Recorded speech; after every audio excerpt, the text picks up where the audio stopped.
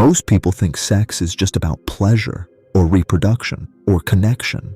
But what if that's only the surface? What if the energy behind sex, the raw electric current you feel when your body is fully alive, was the same energy that mystics, alchemists, and spiritual masters use to unlock realities beyond comprehension? This energy has a name. It's been called Tummo by Tibetan monks, Ojas in Ayurvedic teachings, and Kundalini Shakti in Tantric traditions. But in the secret schools of spiritual science, it had another name: Sexual Alchemy. The ancient ones didn't see sex as taboo. They saw it as sacred fire. Not something to be suppressed, but something to be transmuted into power, clarity, and even spiritual awakening. They believed the sexual force inside you wasn't meant to be wasted. It was meant to be refined. And when refined correctly, it became the magnetic force behind manifestation, attraction, and divine union. This isn't about abstinence, and it's not about indulgence either. It's about learning the alchemy of your desire and using it to awaken something unimaginable within.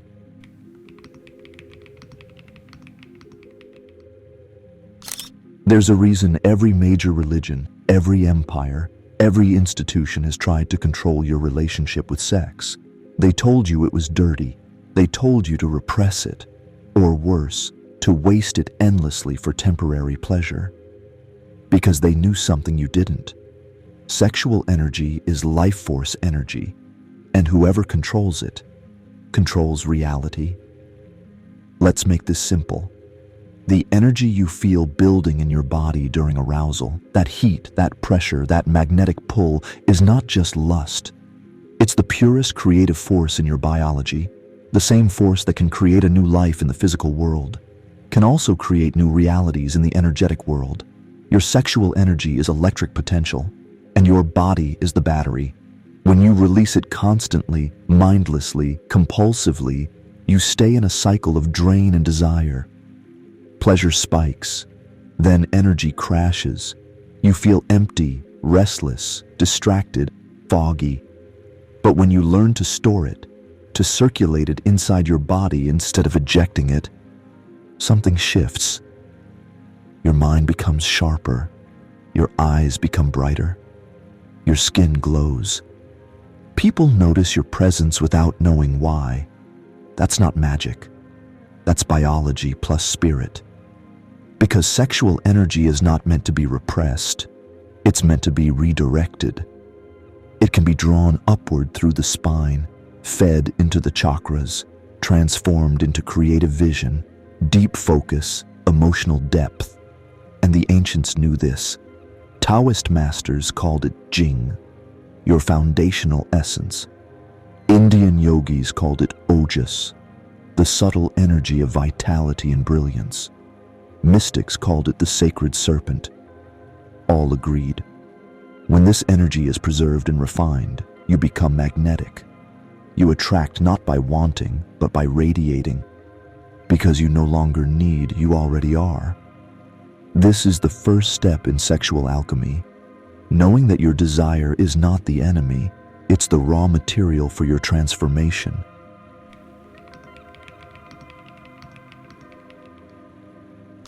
So how did the ancients do it?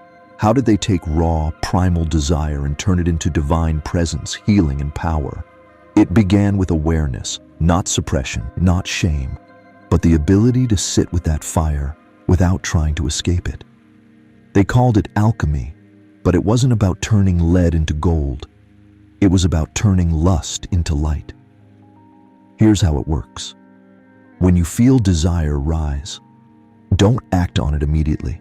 Don't fight it either. Just breathe, feel it, let it build. Then, visualize. See that energy not as something between your legs, but as a coiled serpent, golden and alive at the base of your spine. As you inhale deeply, see it rise, slowly, intentionally, through your lower chakras, from root to sacral to solar plexus. With each breath, draw it higher. Visualize it moving through your heart, turning desire into compassion, then to your throat, turning passion into expression, then to your third eye, turning drive into vision, until it rests at the crown, where the serpent opens and floods your mind with light. This is not metaphor. This is inner technology. This is energetic reprogramming.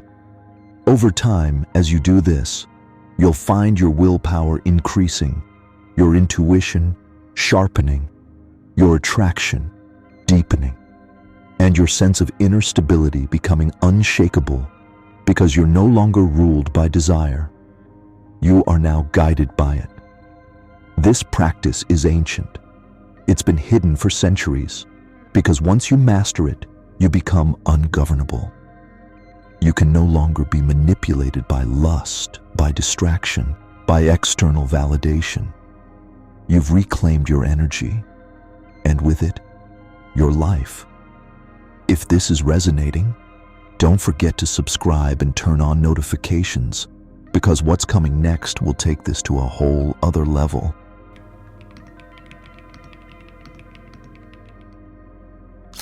If sexual energy is so sacred, so powerful, so transformative, then why has it become so distorted? Simple.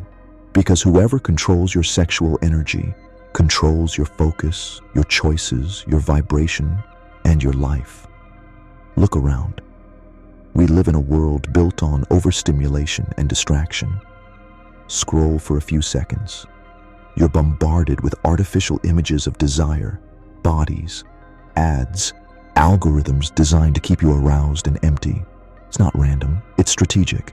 Because when your sexual energy is constantly pulled outward through porn, instant gratification, hookup culture, shallow dopamine spikes, you lose the very thing that makes you magnetic. Your aura dims, your focus fractures, your connection to spirit fades. You become programmable.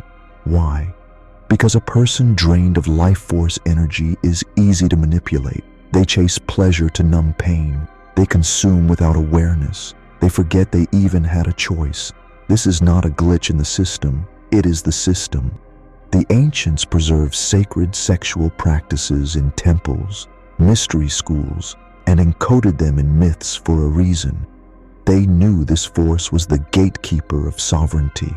And now, that wisdom has been buried under shame, taboo, and artificial desire. But here's the deeper danger. When you repress this energy or abuse it, it doesn't disappear. It twists. It becomes anxiety, addiction, depression, power games, jealousy, obsessive thoughts, all because the serpent is caged and it starts to coil against itself. This is why you see so many people with outward confidence but inner chaos. Because they've been taught to chase the spark but never hold the flame. But now that you see the system, you can step outside it. You can unplug from the loop, redirect the energy inward, and start remembering what they wanted you to forget. That the most sacred temple you'll ever enter is the one burning inside your own body.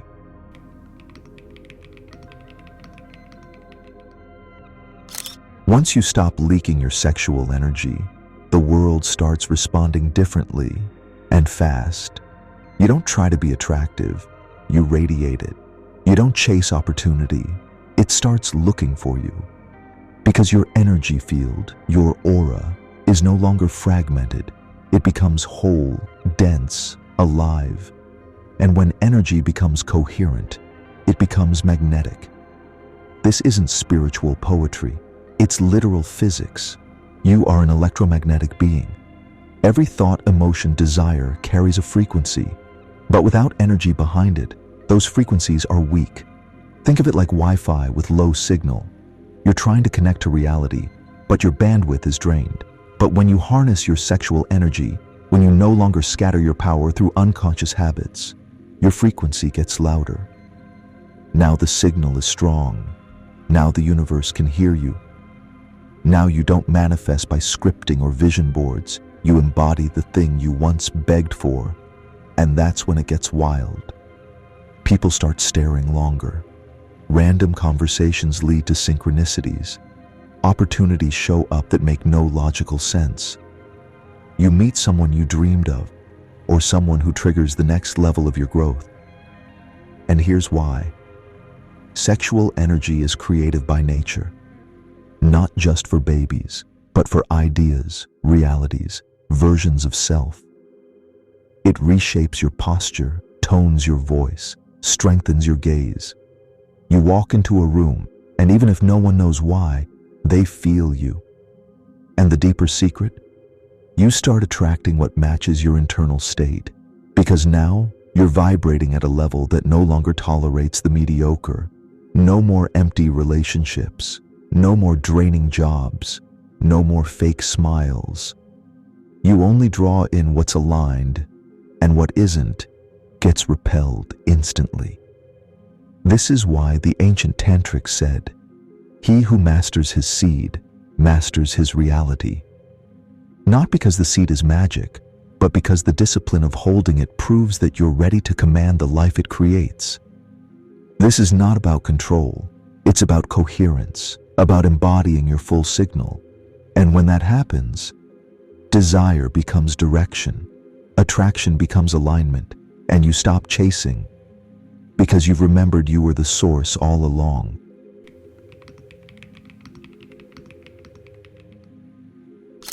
You felt it rise, from root to spine, from desire to direction. But what happens when it reaches beyond the body, into the soul, when sexual energy is not just harnessed, but offered upward? You open the door to something sacred. The ancient mystics spoke of it in whispers.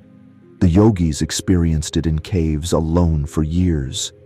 Tantric adepts risked exile to protect it, because they knew when sexual energy touches the heart, it becomes devotion. When it enters the throat, it becomes truth. When it activates the third eye, it becomes vision.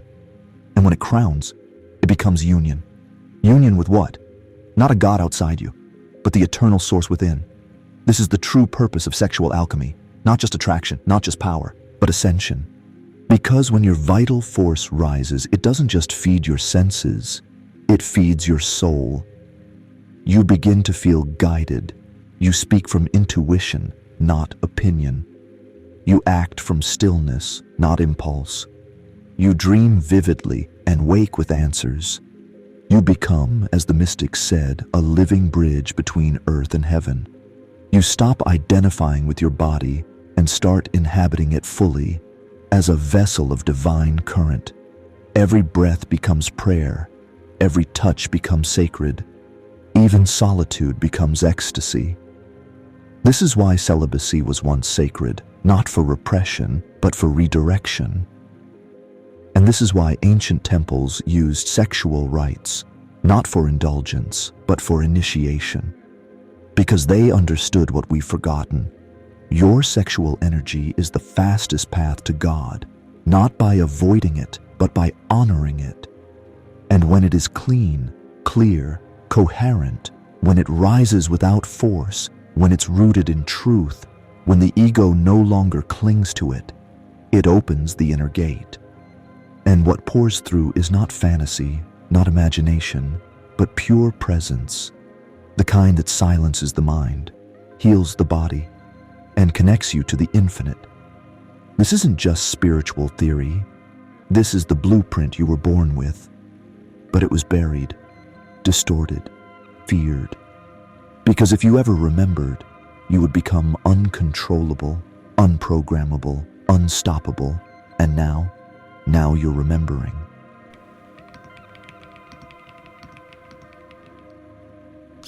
You've awakened the current. You've felt it rise, crackle, cleanse. You've touched silence, power, and the divine within. But now comes the real initiation. Can you carry this fire in everyday life without letting it consume you or fade away? Because once you taste this energy, the world looks different. You become more sensitive. Lies feel louder. Truth feels sharper. Superficiality becomes unbearable. And here's the paradox. The world hasn't changed. You have. Now you walk through grocery stores, crowded rooms, corporate calls, with a power humming in your belly, a presence behind your eyes, a knowing in your chest. And it makes people uncomfortable because your energy speaks before your words do. You walk differently. You listen deeply. You don't rush. You don't beg. You don't betray yourself just to belong. This is what happens when you embody sexual alchemy. You become a mirror, You reflect to others what they've forgotten in themselves. But here's the challenge. You'll be misunderstood, tempted, tested. Some will want to drain your fire. Others will try to cage it. Some will feel drawn and not know why. And in that confusion, they'll project. That's why the mystics taught, protect your energy, not with fear, but with presence. This isn't about building walls. It's about grounding your flame in the core of your being. Because true power doesn't shout, it vibrates. And when you walk with sacred fire, your presence alone restructures the room. You'll find yourself magnetized to certain people, those on similar paths, those who've touched the same current. Together, the energy amplifies. That's when creation happens. Businesses with soul, relationships with depth, visions that reshape reality. This is the final layer of sexual alchemy, embodiment, not talking about energy, not chasing peak states, but living as the current itself, subtle, strong, unstoppable. Now the question shifts. It's no longer, what can I attract? It becomes, what am I here to awaken? Because once the fire rises, it demands to serve something greater than desire. It wants to build, heal, restore, illuminate. And your body, this temple of nerves, blood, breath, and awareness, is the perfect vessel. You are the sacred flame, wrapped in human form. Now carry it, not with pride, not with fear, but with reverence, because the world needs your light. But first, you must trust your own fire.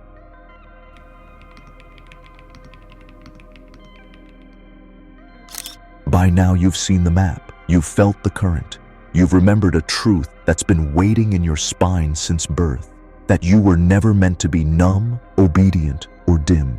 You were designed to burn, to glow, to magnetize, to transmute the raw chaos of life into beauty, power, and presence. That sacred fire inside you, your sexual energy, was never meant to be wasted. It was meant to become your inner sun. And now you can't unsee it. You can't unfeel it. You've been initiated. The question is, will you honor it, or will you go back to sleep?